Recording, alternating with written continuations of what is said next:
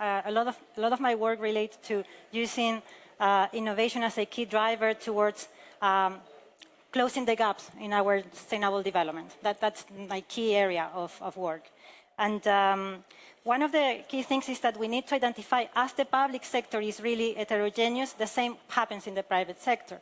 So we have, in the process of making innovation happen, we have adopters and developers. And the role is dual in the private sector. So the process of making happen depends also a lot in the possibility and the active participation of the state. And not just as creating the right conditions, like sustaining a good environmental and innovation ecosystem for this to happen, but also as an active role actually decreasing the risk for others to come into play. So, as I said, from the developer perspective, in the very, very early stage, what we look is from the investors, they need to assess the technology, but they normally will not take the risk until they see it working and validated. And that is where the role of an state that is an early adopter can really help to create and validate that technology and as a product. And they later, when the technology is more mature, again, the private sector appears as an adopter, naturally.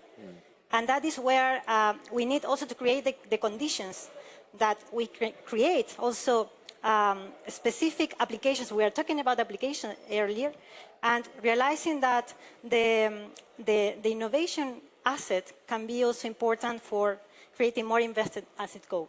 So I think there are key things here of dual role of private sector and having. Personally, from my experience, I witnessed the small companies, SMEs, which are actually part of the engine of our economy, that they feel and they are keener to participate more in the sustainability agenda with innovation.